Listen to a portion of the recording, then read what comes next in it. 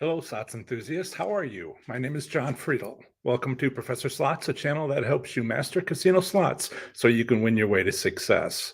It's great to see you all here again for another Professor Slots podcast episode and live stream. If you're with us live, be sure to say hello and ask your slots related questions. I'll get to those a little later in the show. Today, we'll be diving into how the leadership coming out of Nevada's gaming industry matters to the world's gaming industry, including slots. I know that we are, there's a few changes that I've technically gone through this last week. So you may notice I'm a little closer and maybe the colors are a little bit different and in the video. Hopefully the audio will still come clear for everyone later. But there's been some technical upgrades and hopefully you'll be seeing less of my chin now and it's just minor changes. It may be that the national scene today, that this is perhaps not the best time to have a live stream, but it was scheduled. And, if you've got other things you want to keep track of, at this point, I completely understand. Do what you need to do. This recording will be available, although the live chat will not be available later. So, if you got something to do, don't worry about it. I'm always appreciative of you being here. And so welcome. When thinking about, welcome. When thinking about gambling in the U.S., most people's minds will gravitate towards the city of Las Vegas, with all its lights, glamour, and casinos.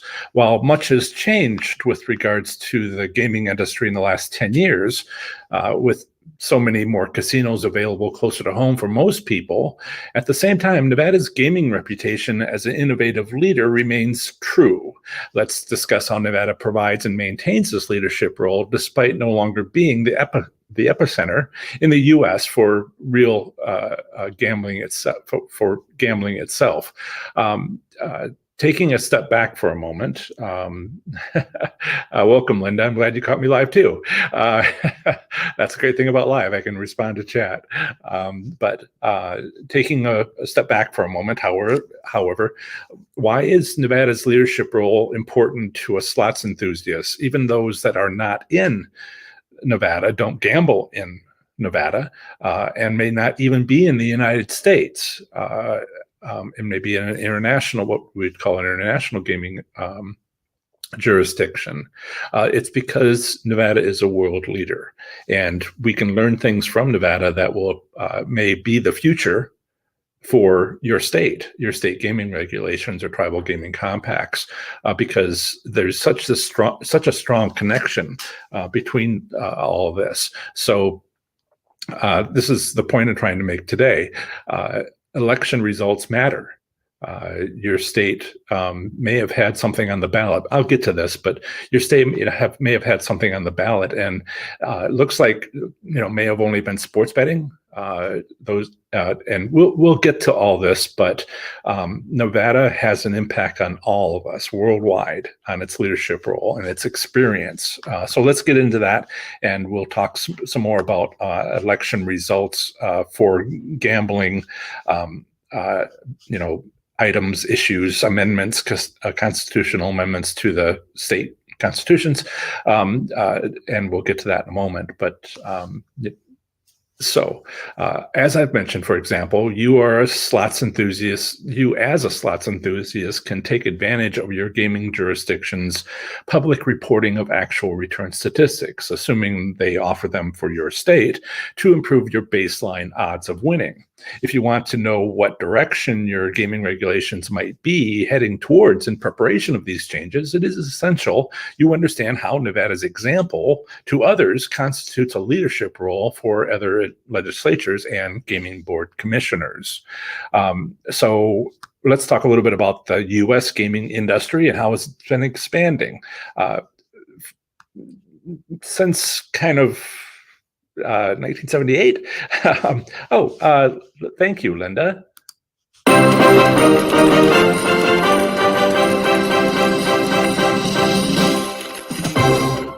Linda has given a super chat, $10 donation to the channel to support the channel and keep my business afloat. Thank you, Linda. So as I was saying, she also says, for those of you in the podcast, thank you for education. You're welcome, Linda. First, a brief history lesson. Before May 26, 1978, the only legal casinos in the U.S. were those available in the state of Nevada. For many years after May 26, 1978, that's when Atlantic City's first casino opened. U.S. casinos existed only in Atlantic City, New Jersey, and within the state of Nevada. A nationwide scarcity of casinos lasted until the Federal Indian Gaming Regulatory Act of 1988, something I'll be talking about in the future, which was quickly followed by 1989 by Iowa's legalizing the first riverboat casinos by state law. So new state gaming regulations allowing casino gambling in other states occurred later that same year. These early adopters include South Dakota legalizing gambling in Deadwood, as well as Illinois and Indiana legalizing riverboat casinos there, all during a very busy 1989. The next decade saw this gaming industry expansion grow even faster, with Connecticut, Colorado, Illinois, Indiana, Louisiana, Mississippi, Missouri, and other states quickly legalizing casinos by the end of 1993. So 1988 to 1993, wow, what a busy 5 years. Furthermore, legalized casino ship gaming occurred in 1991, while Michigan legalized gambling in the city of Detroit in 1996. And by 1994, 13 states had legalized casinos. So accepting Nevada and possibly New Jersey, saying that these states underwent a steep learning curve would be an understatement. Luckily, the state gaming board commissioners from these states could follow an excellent example, Nevada state gaming regulations. For those interested in more detailed history, see a chronology of legal gaming in the U.S. by George Finich, which documents U.S. gaming regulation developments from gambling sailors on Columbus's ships in 1492 until 1996. I'll add a link to this report to the video description and put it into the podcast show notes. I know from statistics on my channel that I delve into the history because I think that seeing the progression helps us understand what's coming next, particularly in the development of technology, slots technology. But I know from those statistics that you're not really excited about the history of what's going on. So I'll just leave that reference there and we won't dig into it too much. But I'm trying to show you how Nevada its fingerprints are everywhere. So by around the late 1990s, this tremendous and unprecedented gaming industry expansion had sputtered to a near halt. Why? Because states regulate and enforce gambling operations at all non-tribal casinos, and no states had previously established gaming regulations in those states. Prohibitions, yes. Legalization, no. So they didn't know much about doing that. And we can see the consequences. We can still see the consequences of this unpreparedness today. States like Oklahoma have tribal gaming compacts, which are good until perpetuity, with changes only possible if both the tribe and the state agree. So, sure, they've agreed to update these compacts to add using ticket in, ticket out technology in place of coins. But how much the state receives in fees and income taxes remains unchanged from the establishment of these tribal compacts back in 1989, 1990, shortly after the IGRA was approved in 1988.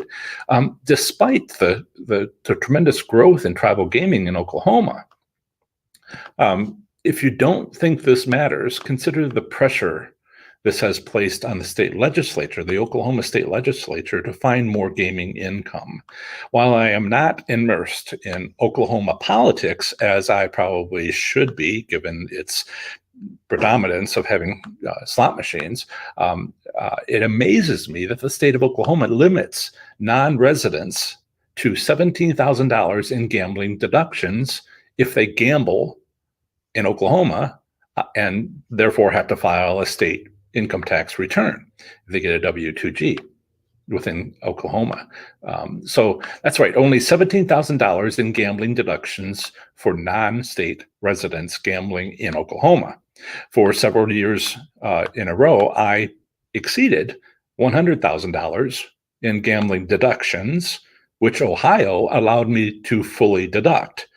This is not federal stuff. This is it's one rule for federal, but each state decides for state. Ohio allowed me to deduct that full amount when I documented how much I had spent. Now, with that deduction, again, I'm not an income tax professional. Talk to your state, your income tax professional in your state who understands your state rules. But this deduction in Ohio, full deduction, allowed me to only pay taxes on my profits, which seemed fair to me. If I'd been limited to $17,000, I'd have paid thousands of dollars more in state taxes. And just like that, about 10% of my profits would have been eaten away at. And leaving it there. Yet many slots enthusiasts have yet to learn my winning strategies and/or find casinos where they can be successfully used at.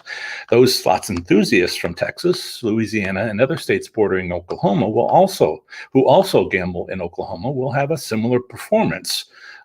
With a similar performance now or in the future that do well enough to break even.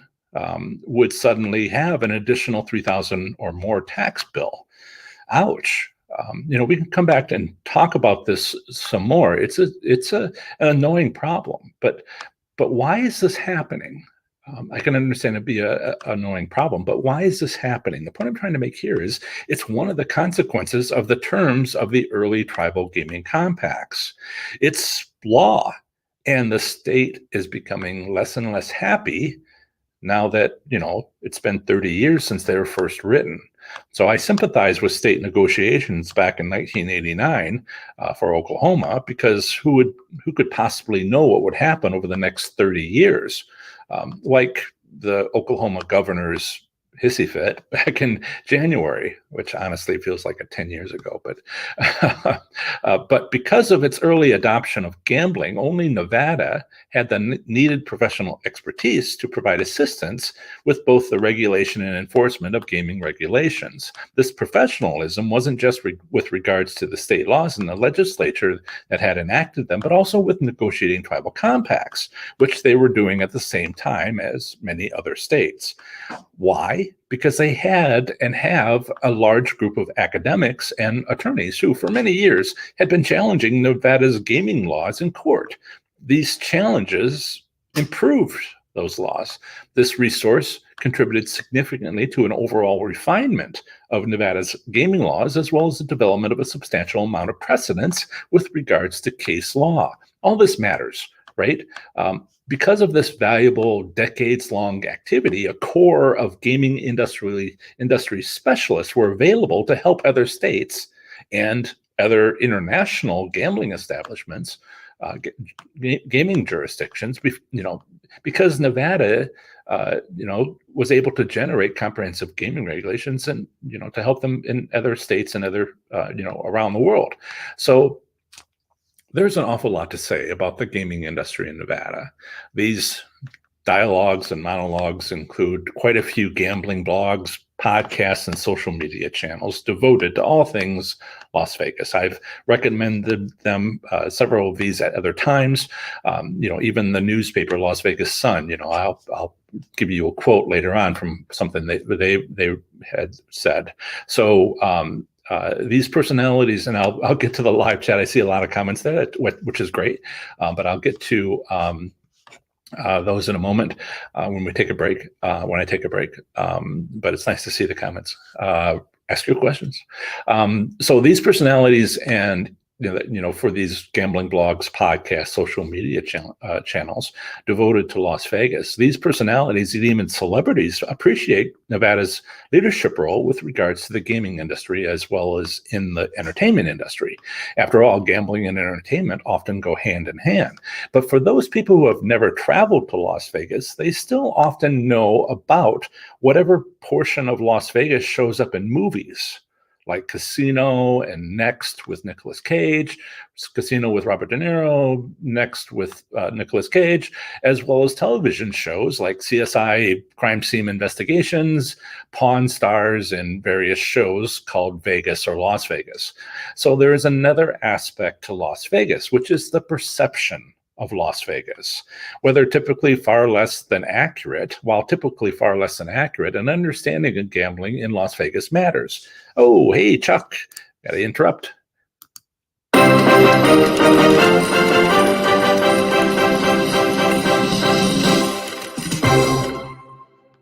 Chuck has given a $20.04 donation. I think the 4 represents his 4th donation on different shows. And he says it's a super chat, and he says, "Hello from sunny South St. Louis, everyone. Can't stay, family stuff this weekend. Understood. We'll catch the replay later." Well, thanks for stopping by, Chuck. I'm glad I immediately noted your super chat so that you could hear that yourself and not in the recording, although you will hear in the recording. Anyway, thank you so much. I'll share that on my screen now for everyone to see this. Have a good day with family. As we've talked about in the past, family is important. Go take care of what you need to take care of. So we were talking about, many people believe in the glamour of the casino and gambling lifestyle based on what they have heard about Las Vegas, never having been there. So perspectives come from their favorite movies, television series, as well as other online sources like What's Happening in Las Vegas, articles and podcasts. While this is important, this is important when it comes into once a casino opens, for nearby these people who have never been to a casino before. When a local casino opens within easy driving distance, for individuals that have had no prior experience gambling, I think it's this experience, what they experience, they think they have, has been much to do with it. It's an integral part of some of their favorite television shows and movies. However, when it comes time to enter a casino, several preconceived notions can get in the way. For example, they could consider casinos to be high crime areas. Is that CSI over there? Or gamblers often win big. Without, that's one of the things they might think is gamblers often win big without trying too hard. For these individuals, the perception of fictional shows has become a reality for them. It's their only experience. How could it be different? They might expect it to be different, but they don't know what it actually be like. So there can be a steep learning curve to understanding what a real casino environment is like, and as well as understanding and practicing the necessary skills for thriving in a casino environment. So, I got Linda provided a $10 donation a few moments ago, and which is wonderful again, and for thank you for education, because I don't see anybody else really doing the education side of things. That's really my niche. And so, so if you are new to casinos, because one's open nearby, and a lot of my audience are people who are like, well, I want to get ahead of, going back to casinos and understand things better before I, go back or even go for the first time. Kudos to them. Kudos to all of you for being here. Not only thank you, but I think it's a good idea.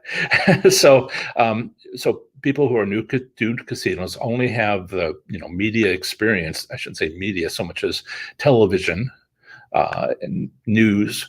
I suppose a little bit, maybe some podcasts.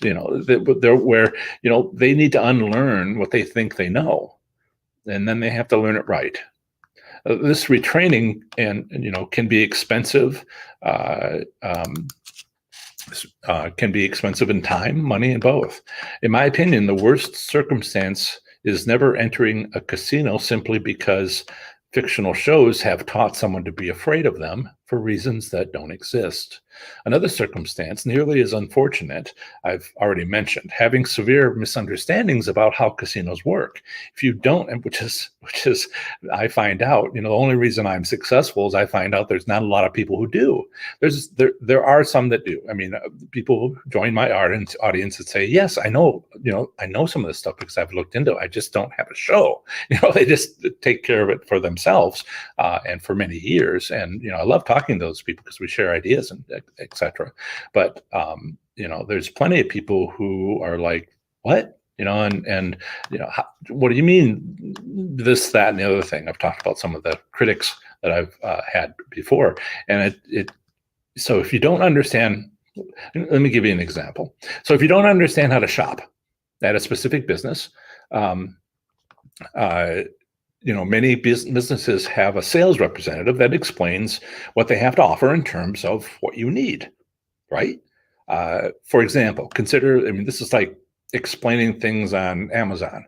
Lots of reviews, and there's just a whole system in place to help you understand what it is that you might be buying. People who have bought it come back and explain, this, like this, didn't like that. So consider if you'd gone to a pool store to buy a residential pool. The sales rep will explain the differences between above ground and below ground pools, as well as the immediate and long-term costs involved. Now, have any of you had a similar conversation with a casino employee? Anyone? Bueller? You can bet you haven't. My point here is that even if you did talk to somebody in the casino, they're not allowed. And typically, there's some food service people and some others who are allowed to gamble, but in general, no, they're not allowed to gamble. So how can they give you advice about level of detail having to do with their own casino? Right. So if they could say something, is it accurate? So my point here is that casinos are not going to tell you anything except how to spend money. You can listen to some of the things that are said, take it with a grain of salt, but there are some clues when slot attendants say people have been winning on that machine, you might, and they encourage, and then they'll say, they'll state the fact, and then they'll say, you should go do that. And the first part was interesting. The second part was misleading because the first part was that machine has been winning. Okay, was that last night? So maybe I should come back, a 1 week later at that time. When? What day? Can you remember? It's it's a day later or something. How does that even apply? So I've tried to teach people yes, you can get some information from casino employees, like what they've observed, but their interpretation can be off. So you need to sort of listen to what they said and then figure out what it means, not let them tell you what it means.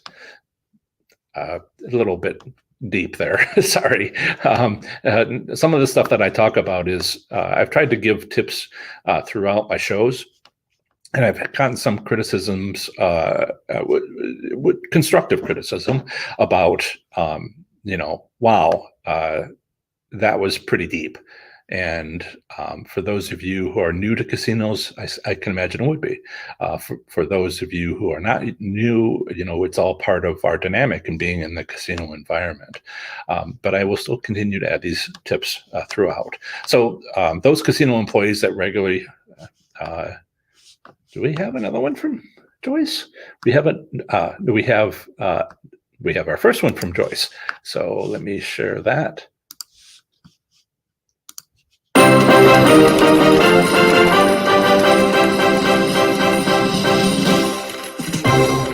think I mentioned in my last show, you're going to have to tell me if that's too annoying of a sound, or maybe I should have something shorter. So our consideration here is casinos don't educate their patrons to gamble well, and television and movies are often unrealistic about the casino environment. All of this is less than useful and at worst dangerous misinformation.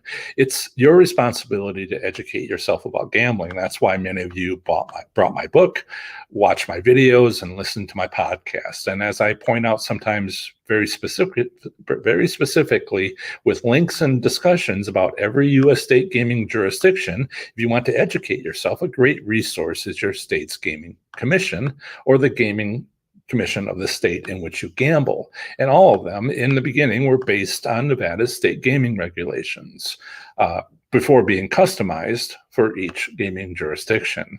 This doesn't just apply to U.S. jurisdictions, but for every gaming jurisdiction in the whole world.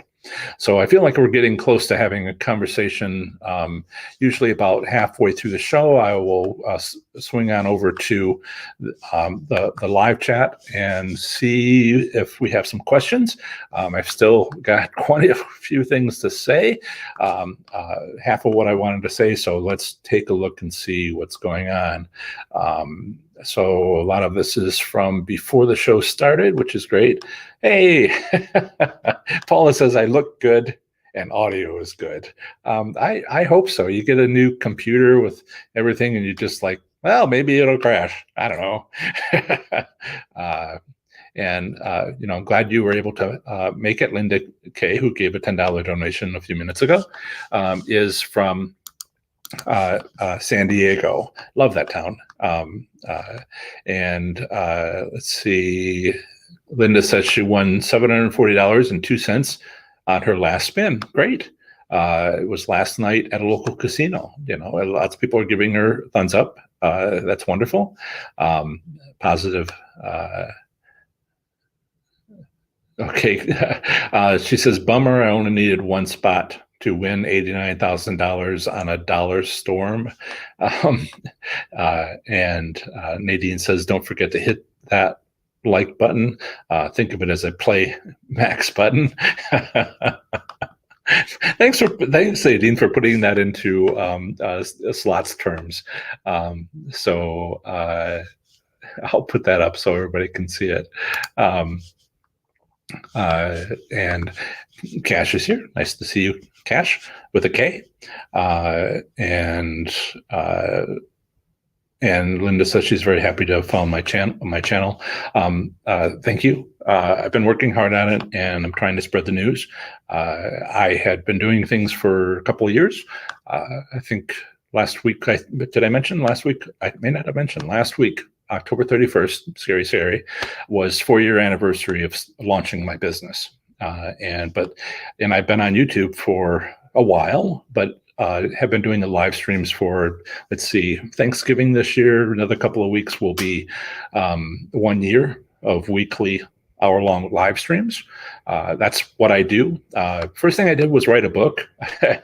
Honestly, I'm backwards. Apparently, it should have been the last thing I did, but the first thing I did was write a book about my experiences, and then start a website and start, the podcast and all of that. But it wasn't until I started getting, shall we say, serious about YouTube, to start following some of the YouTube creator blogs and channels to understand how to get the word out, that things have really taken off for me. And motivated by has it been 3 months since I was laid off? The company I worked for as an aerospace engineer, PhD in the building, decided to get rid of 1 in 3 people. And, you guys understand odds. Them ain't good odds. And I turned out to be one of the people that lost their position.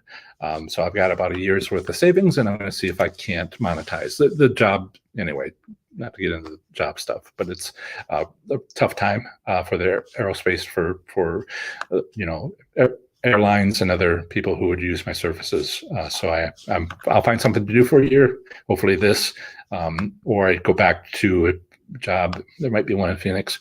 In the meantime, I got to see if I can make this work, right? Or lose everything. So do appreciate the donations. Thank you. How's that for a segue? So Dr. Spond says, can you try to bring that up, show that? Can you explain how to investments how to investment for slot machines and sports betting. I'll talk about sports betting in a minute. It's not my niche. One of the things I've learned is, for website, podcast, whatever, you gotta niche down, and just slot machines is my niche. There's actually a lot to do there. I would appreciate a lot more people being in this space. I'm the only one talking about this. Sure, there's people recording their play, and some of them come to the show and are in the live chat occasionally. But hanging with Linda, right? But and others, we. I try to cover all the different stuff going on. It's a lot. I'm not worried about sports betting. If you want a reference, email me at john@professorslots.com. That's John, Jon, as some know, and let me know. There's a New Jersey website. I don't remember the name off the top of my head, which is really into this, but it's also only in a few states, or at least before the election was only in a few states. We'll see what happens now that so many things are on the ballot. Other questions? So you said explain how to investment for slot machines. Are we talking about stocks? Well, it's like anything else. It's an industry. Start reading the annual financial reports for IGT, for Scientific Games, and there are plenty of others. I have articles on these, which I won't put them up here, but if you go to my website, you can find them. So, whoops. Yes. So I will. This is my website. I have articles. If you go here and if you go under reviews, this is what it looks like on a desktop. It looks a little bit different on a mobile phone, where this red band is actually kind of like a little couple of white lines, and you have to expand it. But if you go to reviews, you'll find, and I guess I can try to go there for you over here, right? Waiting for it to load. And yeah, so I did a review earlier this year on last year's IGT financial report. It's a major slot manufacturer, if you don't know. And then also Scientific Games. So there's links there that'll take you to the report on Security Exchange Commission. And you can do the usual thing and see if it's worthy of investment, or some of the other up and coming businesses. There's the world leading. I tried to do the top 2 world leading ones, but there's others out there that may be of interest to people. So that's what I know about investment for these. Right. So, Denise, it has been a while. Wow. She helped get everything started, on the live chat a year ago, and it's wonderful to see her again. So great to see you. Okay, so let me not share that anymore. Okay, so Linda K says my bankroll is only $200 per visit. I want to kind of move this along. $200 per visit is a fine amount. It's whatever works. Some people feel concerned about, well, I really have to put more money into gambling than I care to or have, and that's just a sign of problem gambling, and don't do that. You can just bet less. You won't hear this from a casino. Make smaller bets, and it's just as enjoyable. Chasing the money is just a known thing that you want to try to avoid. So $200 is fine. I have friends who, it's been a while since they've gone, but they used to take like a roll of quarters, $10 worth of quarters, and that's what they had, but that's back when they had coins. So let's see. Terry is here. Hi, Terry. And let's see. Okay. Ray, I know this is off topic, but what older style games like Whales of Cash, Wicked Winnings, that style game do you prefer to play, and what bet the max usually see in 250? Right. So sounds like you're a little new to the show. I don't think the game theme, I know the game theme has nothing to do with winning. There is a couple of things that you can do, like there's some games out there, I don't remember the name of them. They have like these bubbles. The longer you play it, the more these bubbles are out there. And then people who don't understand those bubbles stay after that player leaves. There's plenty of people who find that as an advantage play and find these partially played machines, and they collect those bubbles, and it's an advantage play. I mean, outside of stuff like that, the particular game may have some feature that extends to this next player. It's rare, but people look for those. Bingo, there's some things on those games which there is some skill, but otherwise 98% of the time, except for using those of you in Oklahoma who have half class 2 games, 90% of the time, 98% of the time, most of the time, game theme doesn't matter. You can have a whole row. I mentioned this many times, and I'd be happy to mention it many more times. You can have a whole row of slot machines, and they're not set up the same. The one on the end or second from the end that has a view of an open area where lots of people can gather, like a bar or something like that, is set up differently. There's no reason why it wouldn't be. There's no state law that's violated, because the state law doesn't say it must be these odds. It says it must be within this range. And sometimes 100% is the top, but sometimes there's no upper range. And so, it's whatever the casino wants to set up, as long as they don't dip too low in states that say that there's a lower theoretical payout limit. So no, I'm not. I have games that I played where I feel fond of them, but it wasn't because I'm used to them and I like them. It was because the casino I was at had set them up to win, for reasons that we can discuss. Have discussed in the past. So I have no advice for you. Game themes don't matter. Enough that it's just a couple of percentage points, a couple of things you might be able to do if you look for them, that people, that's all they do at their, those games are available at their local casino, and that's all they do, and that's their advantage play. But the rest of the time, game theme doesn't matter. I'll leave it at that. I already gone too long on it. Some people ask, which ones am I fond of? I'm fond of Wheel of Fortune, but it isn't because I think Wheel of Fortune are winners. It's because I've won so much on a machine that was set up to win at my local casino and happened to be a Wheel of Fortune, whole row of them. Right. Ray says, got a bunch of let's see. Got a bunch of small amount free plays at a few of the book casinos, at a few of the casinos of Biloxi, just trying to make the most out of nothing.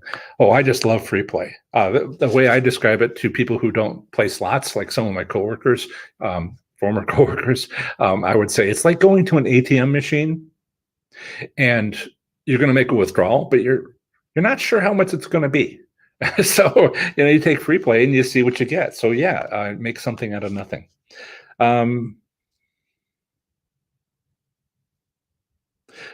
So Ray has a last question, and I will see if I can also add this, but get back to our topic.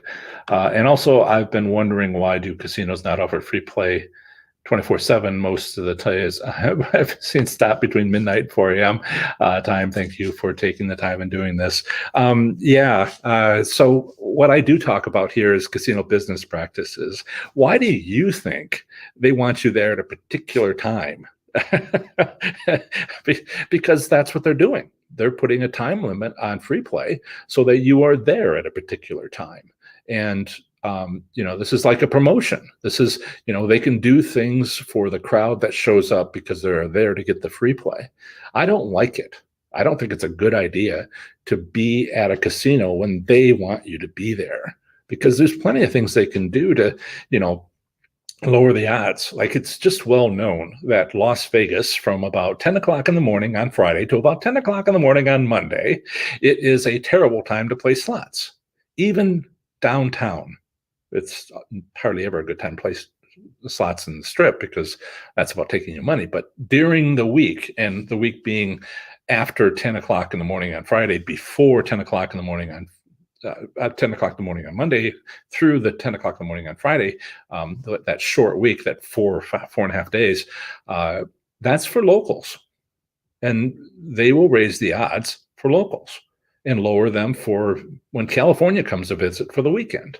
That's just known. And how can they do that? Because they have to report by week. And we'll get into some of that. They have to report by week. And if they can average out from the weekdays and the weekend to meet the legal limit, they're gold. So keep the locals happy, and visitors, will they even ever be back? So I hope that helps. We've had longer conversations about it, but I wanted to answer your question.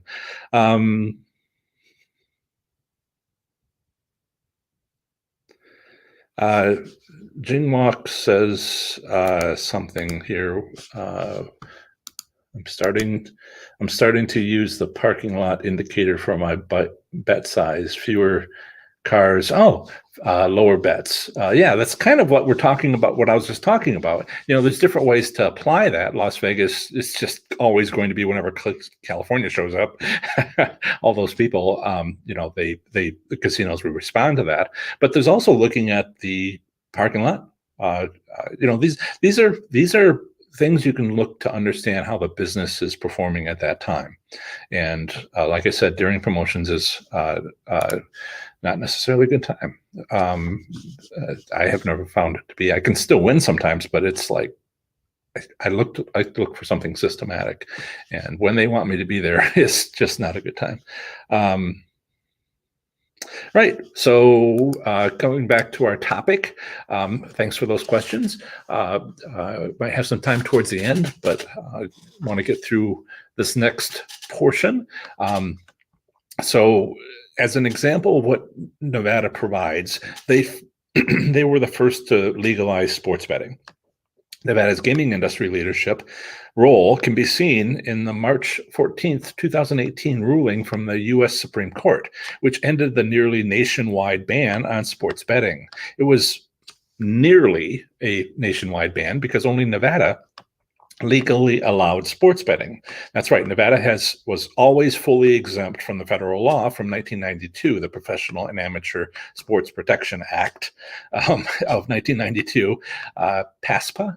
PASPA, also known as the Bradley Act, which had initially banned sports betting. Again, Nevada's leadership in the gaming industry is not at all new.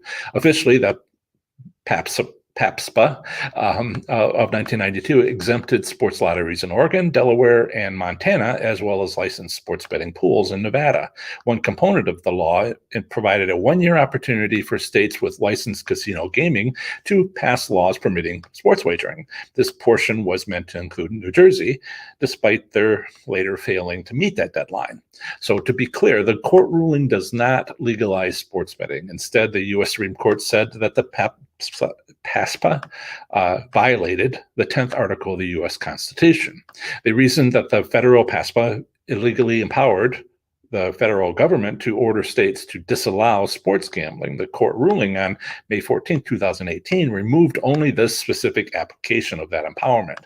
So now, as with most types of gambling in the U.S., sports gambling will need to be allowed by law in states that wish to legalize sports gambling. And changing state laws can sometimes take a while. Stay tuned to your state's legislature to follow if and when legal sports betting is legally allowed in your state. Sports betting is not an area I focus on. My niche is casino slots. But I feel I need to point out that the Supreme Court ruling was in May 2018. A few states were able to get sports betting on the ballot by November of that year, but most were not. Well, this week was the next opportunity. This week was the November 2020 election, for those of you listening into the future. Ignoring most of what has been happening this week and focusing on something that hasn't gotten a lot of attention yet is most states have gotten voter approval for their sports betting ballots and more.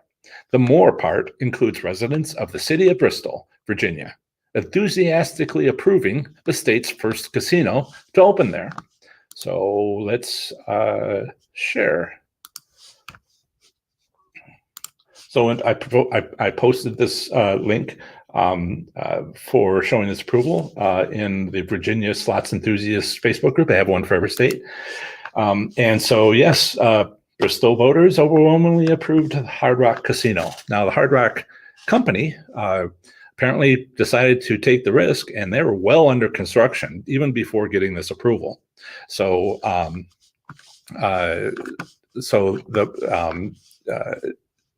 Virginia will have its first casino. Now, there are sports betting. Let's see, what else? Colorado has approved updating its state constitution with a host of changes to gambling, from permitting sports betting to lifting the $100 bet limit that was on the three frontier towns, historic frontier towns, where you were limited to $100 bet. It doesn't really matter so much on slots machines who makes $500 bets, on a slot machine. They already had $100 bet machines, but there was no way you could have Texas Hold'em, table games where you can now bet over $100 in your bet. It sure has an effect on table games. So I still need to research that. Comment below in the video. The live chat doesn't live on past the live stream. Comment below in the video any changes approved in your state. For the podcast listeners, I'll bring that back down. For the podcast listeners, send me an email with any such changes at john@professorslots.com, or John is spelled Jon, or comment in your state's Facebook Slots Enthusiast community. Thanks. Getting back to Nevada's leadership role, the 2018 Supreme Court ruling allows states to develop laws that legally allow sports betting. Only Nevada has had an operational sports betting system for years. Other states now have the opportunity to adopt their sports betting laws based on Nevada's successful application. When I first began researching the gaming industry, I learned something about illegal gambling, which is, it completely astonished me. What surprised me was how common it was, along with how much money was involved. Did you know that illegal gambling is a $150 million per year industry? In the US, this is mostly from unlawful wagering of professional and amateur sports. States losing its associated income tax revenue is highly relevant to state budgets, which are straining.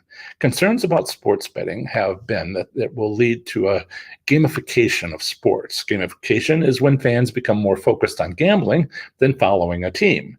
Others, like trade groups that represent casinos, have predicted that the ruling will generate revenue without endangering the integrity of sports competitions. And analysts also believe it likely to be a boon for media companies, as allowing sports betting will likely benefit them due to fans becoming more deeply invested in sporting events, which in turn will result in higher ratings for these companies. Whatever the case may be, Nevada's practical and operational experience with decades of existing sports betting will be an essential factor. As mentioned, it won't just be the how-to aspect of running significant sports betting pools, but also through providing an example of high-quality legislation and case law. So, I think a few things have been happening in the live stream. Let me finish this section and we'll come back to it. I already spent some time in the live stream, live chat. So Nevada is known to have world-class state gaming regulations. The 80-plus year history of the Nevada Gaming Control Board has developed a robust gaming regulatory framework. So I will show that here. Yeah, so right. So share. So if you go to my article on my website, professorslots.com/NV, it will take you to my Nevada slot machine casino gambling article. And apologies for the advertisements on the side. They'll be soon to be gone. So the usual structure, ownership, private ownership, the Gaming Control Board. Then I try to put all the casinos in, which means I have to scroll quite a bit for Nevada since they have so many. And let's just move past that and get to the section. So these are all the casinos in Nevada, including the 2 tribal casinos, and then kind of where the states are around it and those on the border. Link to the Nevada slot machine casino gambling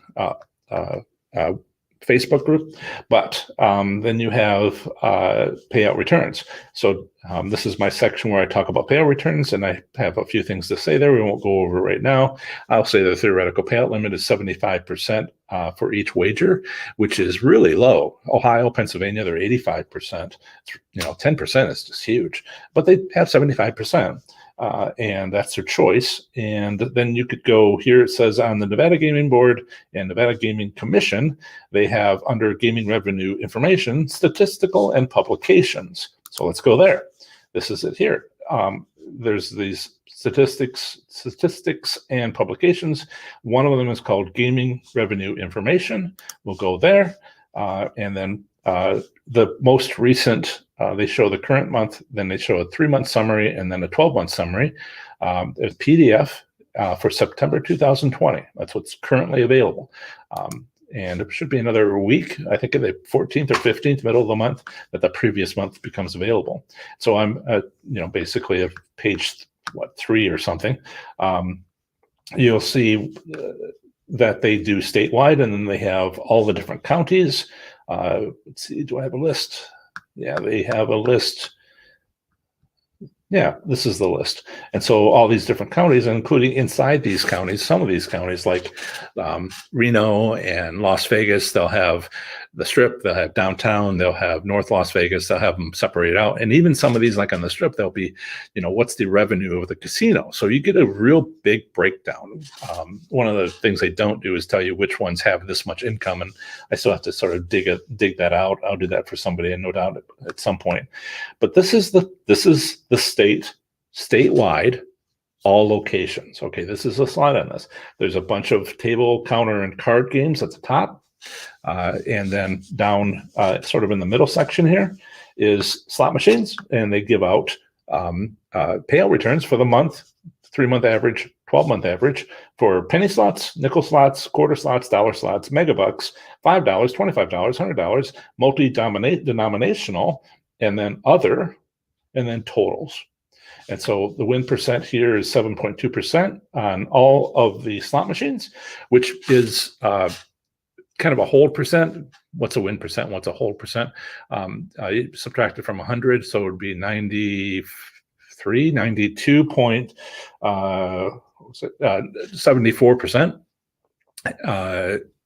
on average for all slot machines in all of Nevada for all denominations. Then you can go to other pages and look for, specific parts of Nevada, the Strip, downtown, etc., Reno, Lake Tahoe South, Lake Tahoe North, and you can see what it would be and where the best odds are. I will point out that it is under 90% for penny machines statewide. That's as I've mentioned in the past, penny machines have the worst odds in almost everywhere. There's like one Colorado city that doesn't, and I haven't really seen it anywhere else. It's just, you get twice as good odds on nickel, of which there are 100 locations, 1,016 machines, or there's 45,000 machines at 244 locations in Nevada.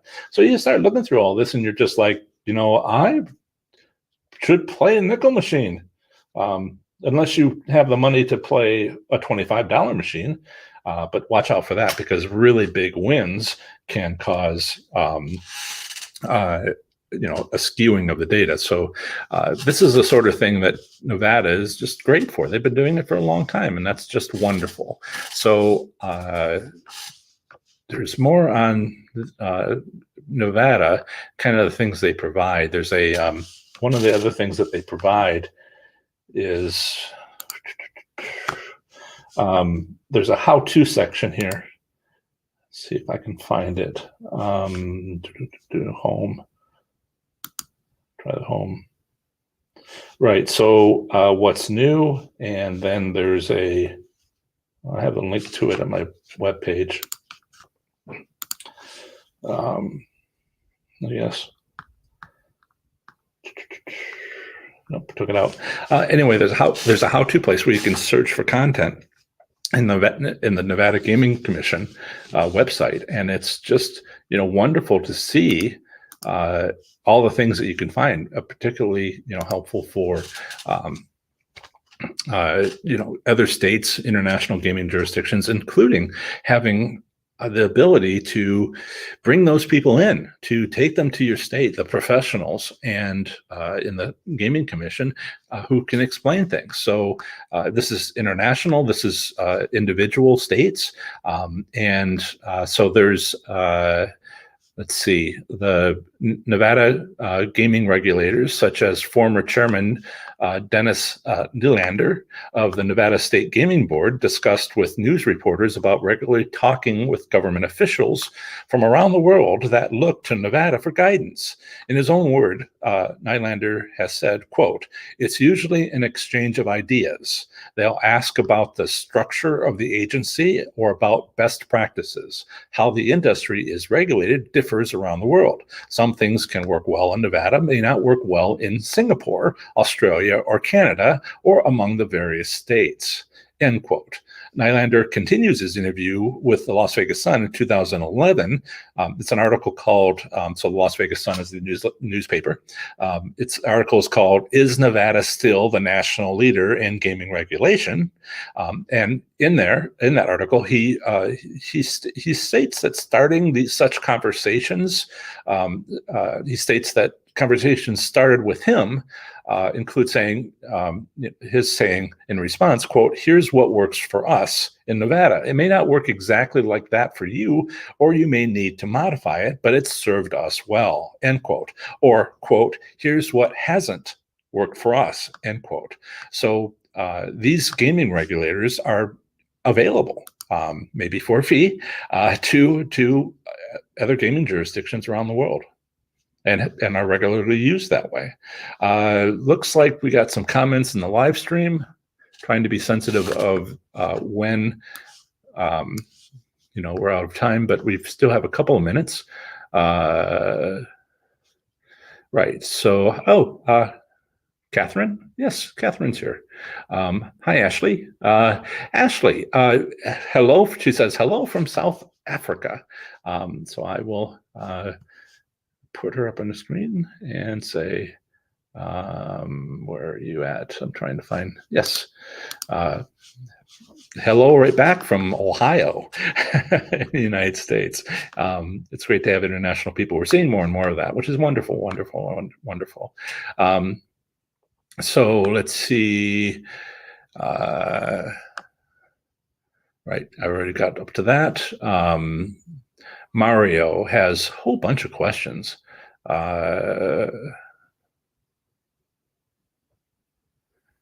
So if you want to, can we make consistent profit from slot? I think that's part of what he's saying. If you learn the techniques and you find a casino that depends on their doing what I'm showing you to take advantage of, yeah, but there's also things like, I don't expect people to. And the reason why I don't expect people to is I think if they win anything, they get to spend that playing more slots. I think for a lot of people, and maybe it's a good survey question to ask, I think I'm helping them stretch their dollar. I think it's all going to be spent, but if they can win a little bit more, they can play a little bit longer. So what you choose to do with your winnings is really on you. Yeah, you can make a profit, but if you decide, hey, great, I came here to spend $200. I just won $1,000. Now I'm here to spend $1,200. Feel free.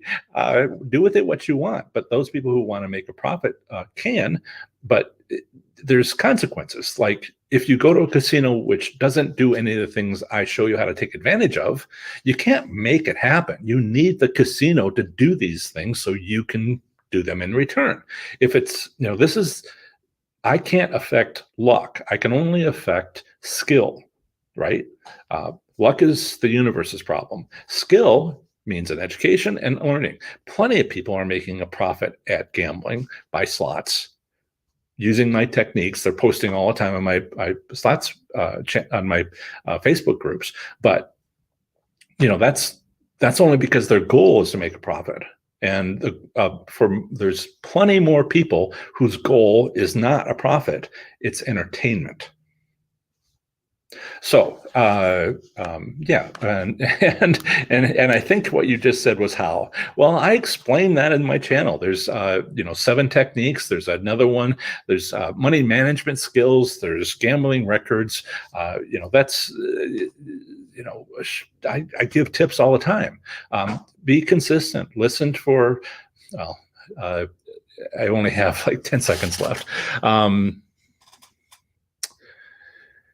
Let's see. Octavia just woke up. Use the reminder next time. Let's see.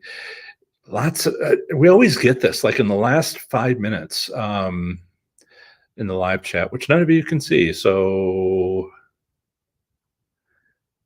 Octavia says they're up. Following my strategy, and didn't say which one, probably the number 1. And I've been up on Jackson for the last week, about $400. Wonderful. Let's see. All right. Nadine says, great show, makes you think. That's what I do. I talk about, if you want to walk into a casino and look around and wonder what's going on, I can help. So if you want to think about it, I got stuff to tell you, and stuff that's worked for me. I'm only sharing what works. I'll tell you about stuff that I've tried that didn't work, just so you know that doesn't work, or it didn't work at my casino. And this is all the things I've tried, but these are the things I haven't tried. And so we go on and on about that. I'll have a lot more about that when I start getting back to the casino, which should be fairly quickly nowadays, and start saying, this is what I tried to find out, and this is what's going on, and what I learned, and casino by casino by casino by casino. So yeah, that's it. I've out of time. I've been running over the last couple of times, and that's just rude of me. So I think we had a good show, and I certainly believe so. And I tried to have that. So it looks like the new computer worked, and less chin fat showing. That's all. That's awesome. Right. So, hey, everybody, you take care. And have a great day. I will talk to you next Saturday. Bye.